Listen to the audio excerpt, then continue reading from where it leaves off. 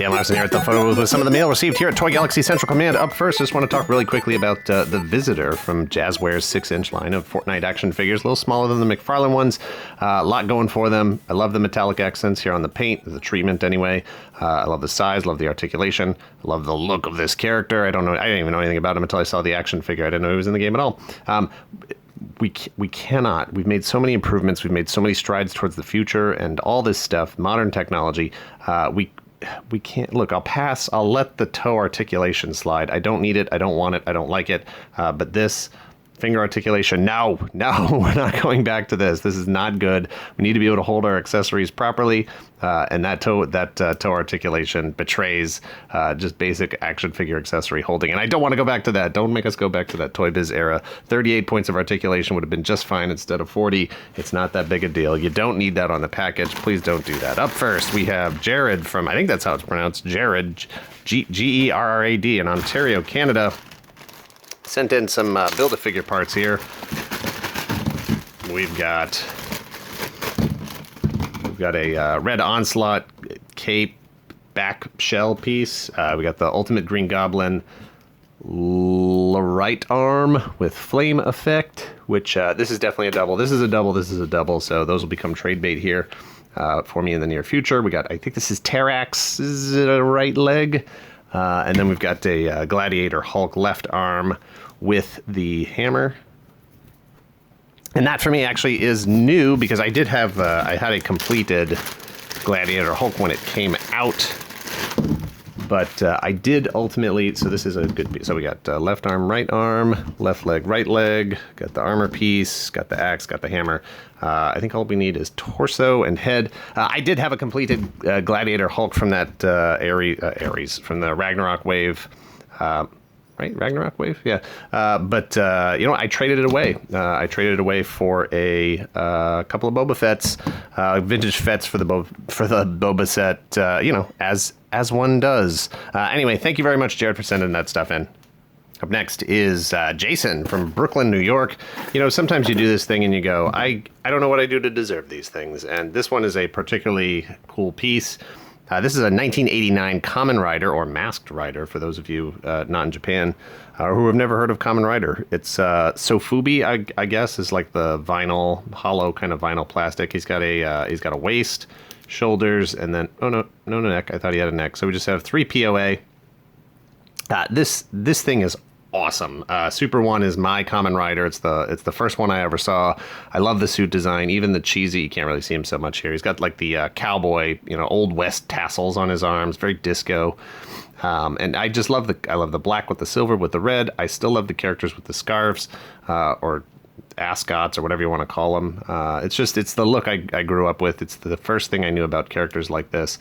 And this will always be my favorite, my number one Super 1 design. Haven't seen the show that much, don't know much about it, but this piece in particular, being from 1989, it's the kind of thing that would have been on the shelves around the time that I was living over there, from like 80 to 83-ish. And this will, you know, it's already got some scratches, some nicks and stuff, and it just has that vintage, nostalgic feel for me. There's very few things that really give me that sort of sense of genuine nostalgia, but this is one of them. I never had this one, but I feel like I did, and this thing fits perfectly. This will fit seamlessly, perfectly into my collection of vintage stuff and things from Japan. And Jason, I thank you very much. I don't know what made you think of sending something like this in, but I genuinely appreciate it. Up next is David from Malvern, Pennsylvania. I may not be able to keep the whole box in the frame here. I'm just going to dig in here. David sent in a couple of things here. We've got this tin. This R2-D2 tin. We've got another tin in here. I think this is the original. I think this is the original mailer box for this. We've got, oh, it's like the original everything for this. Mini catalog. Nice. Nabisco. All right. And this is the, oh, this is like the, it's actually the Dear Nabisco customer. This is actual order form for the order your Marvel Comics. Oh no, I'm just going to miss it. July 31st, 1995. Dang. But we do have, this is the Amazing Spider-Man. Boy, that looks like it came from 1995. Look at that. Venom. Oh, basically got like Sinister Six. Hey, Mysterio. His Q rating is going up lately. I'm not going to read all that. We've got a couple of collectible tins here. This one is kind of a disappointment because apparently David decided to take out the fruit flavor Star Wars jelly shapes. David, how dare you? I can't even get R2's head off. There we go. All right, it's empty inside. It's safe. I don't know. I can find something else to put in there. We've also got in here the fully translucent set of ring bearers from Lord of the Rings.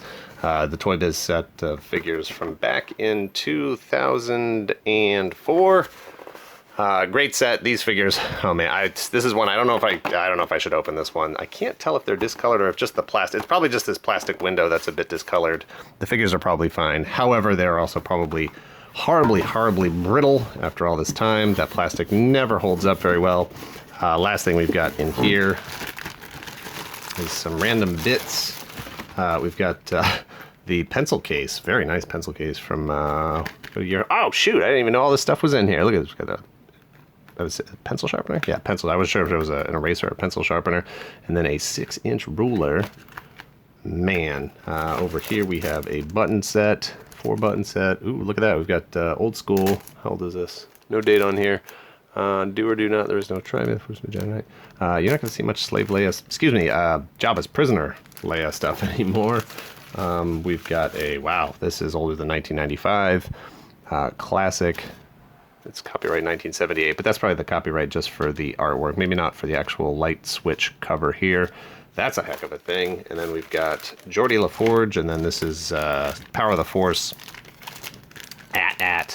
driver, which I think is General Veers, is pretty much what we've come to agree upon. And then this is the Galoob did the very early line of Next Generation action figures, which honestly first of all, I didn't even know about the show existing until probably second or third season, and I certainly didn't know that there was an action figure line until very many years later. So Geordi LaForge here. I definitely have some of these. I want to say I have Riker and one other. I'm not sure who else I have. It's not Data. I might have Picard. I'm gonna have to check. I haven't looked at that one in a while. It's in my drawer full of 3 3/4-inch action figure stuffs. So I'll have to look at that. But anyway, hey, thanks you, David. Thank you very much for sending that stuff in. Up next is Frankie from Fort Lee, New Jersey, whom I happened to meet in person last year at hang on, this box is kind of big here. It's so big it bumped my camera. Happened to meet Frankie at RetroCon in Oaks, Pennsylvania last year. By the way, I will be attending again this September. That's RetroCon in Oaks, Pennsylvania.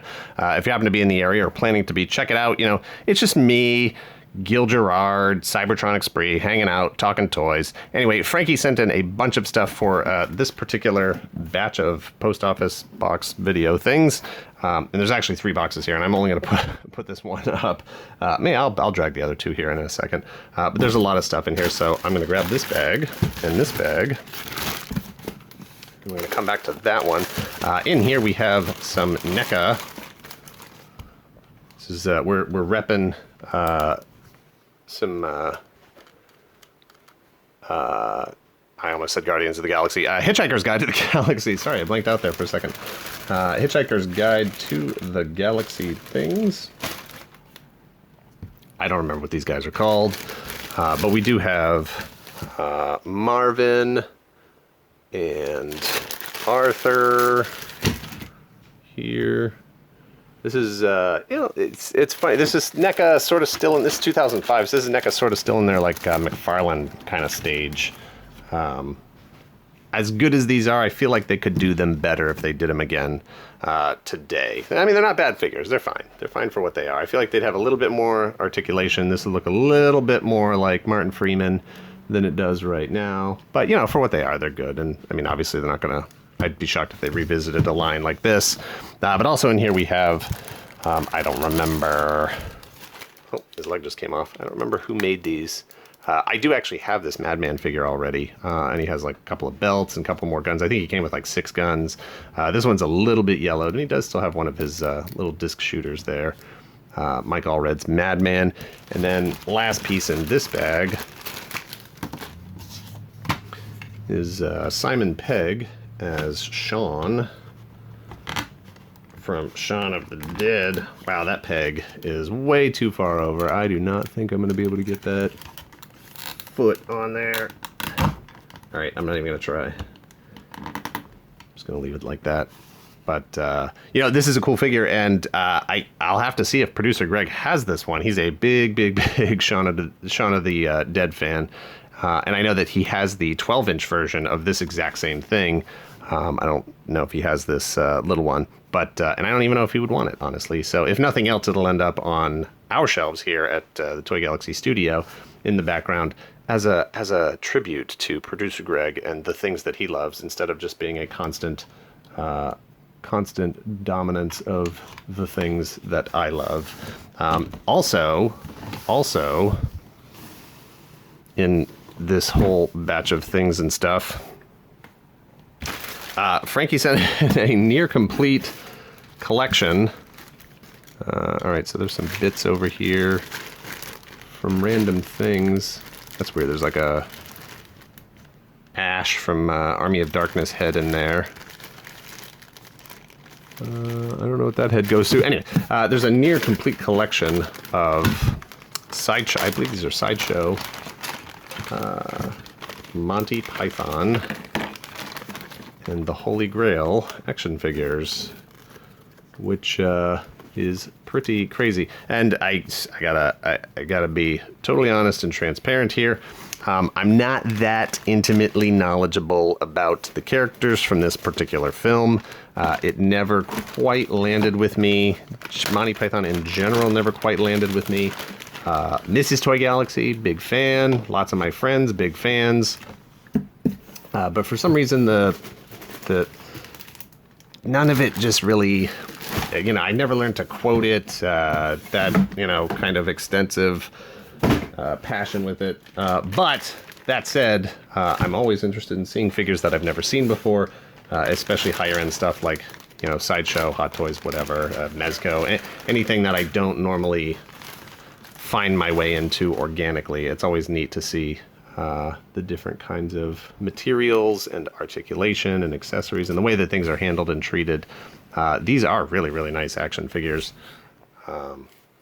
Great display pieces. I feel bad that I'm not a bigger fan. I love this helmet. I love this head, regardless of who the character is in the film. I do feel a bit guilty here that I'm not a bigger fan of these, so that I don't have that full degree of appreciation for what these actually are. Like I said, it's a near complete collection. I'm not exactly sure who is missing. And I wish I could say, I think this one's John Cleese. I wish I could say more about who the actors are and the moments in the film. And perhaps you're better off because I'm not quoting this movie constantly as I'm unpacking all of these. But yeah, this is a heck of a collection here. I wonder if this guy's limbs pop off at all. I'll bet they do. He's got like a cut sleeve here. I wonder if his helmet comes off. I don't even want to take it off. Anyway, this isn't even all of them. There's still some more figures over here, but I'll have to look up some photo references to make sure that I can match up all these accessories and stuff appropriately. Frankie, thank you very much. It's a very generous batch of stuff. Like I said, always great to take a look at figures that I've never had a chance to get up close and personal with, especially from a brand like Sideshow. Next up is Terry from Lancaster, New York. Terry surprised me, and I don't even know what to say with something like this. Look, this is a real grade Mobile Suit Gundam model kit. The first real grade I've ever been able to actually put my hands on. Honestly, I didn't even know real grade was a thing that existed until very recently. Take away my cool kid card, whatever. This is one of my favorite suit designs by far. I have a Arch Enemies action figure that came out early 2000s. I think it's probably like an 8-inch action figure, somewhere around there, 7-8 inches. Awesome detail, awesome everything. We use that as our tree topper every year at Christmas time. This is first of all, thank you to Terry for sending it in, and then thank you very much for assembling this thing so I didn't have to. I would have, but it would have taken forever. And holy cow, is this a very small... I am shocked at how detailed and how articulated this thing is for how small it is. Let me see if I can get the wings on here. The other wings. I have this suit... I have the old Mobile Suit in Action figure. I have the Arch Enemies figure. I think I have a couple other versions. I don't have the Converge one if they made it. I don't have the little blind box ones, little like 3-inch tall figures. But yeah, if I didn't say it already, and I don't think I did, it's the translucent version. And this is just insane.